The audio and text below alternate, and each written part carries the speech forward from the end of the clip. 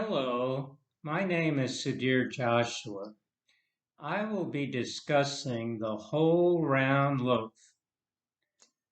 I have it here and you can take a close look at it.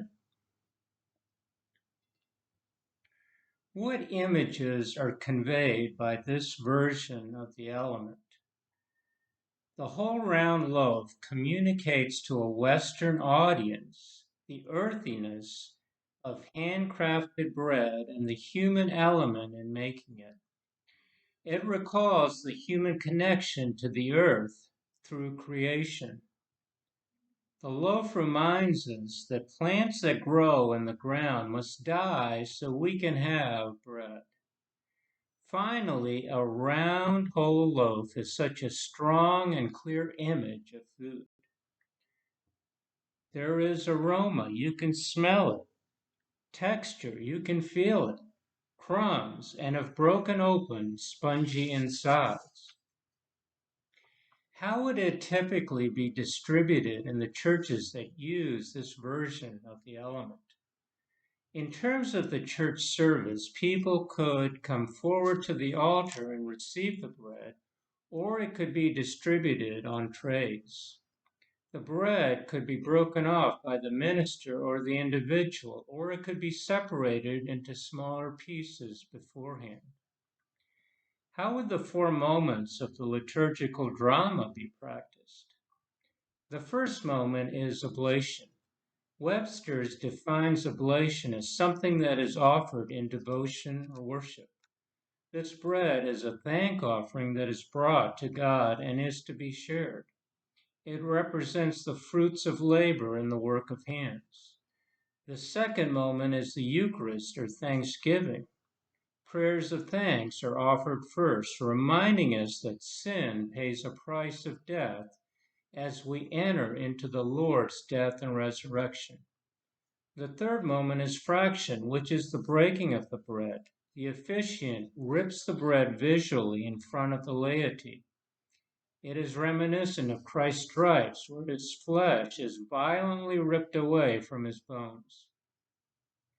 The fourth moment is communion, which is a giving and sharing. It is koinonia or fellowship. Notably, the communion loaf often is taken by intinction.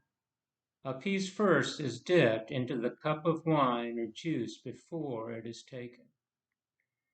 What does this version of the bread element suggest about God, Christ, and the nature of the church?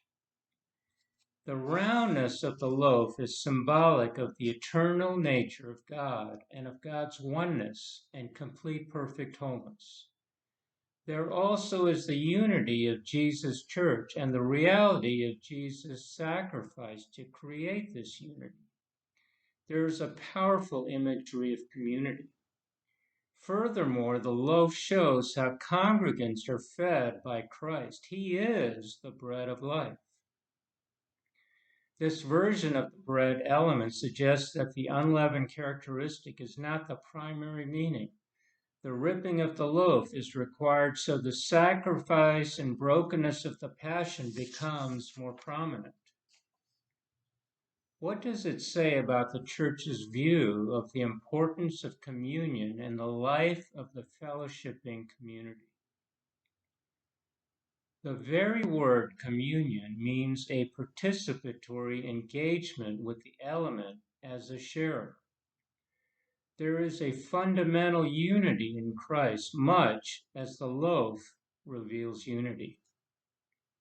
We all come before this altar of our high priest to receive his substitutionary atonement.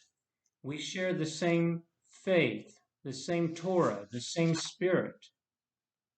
The practice of this rite is a unifying statement of faith. That statement is that God has dealt with sin in Jesus Christ. A final thought. This form of the element may be impractical for churches that hold to some form of traditional real presence doctrine, such as Catholics, Anglicans, and Lutherans. There would be bread crumbs during the tearing and distribution of the bread. The reality that Jesus is present in the bread after consecration means that for them, the host cannot simply be discarded afterwards. It must either be consumed or carefully stored. Thank you for listening. From PJ, Rachel, Andrew, Andy, Chris, and myself, God bless you all.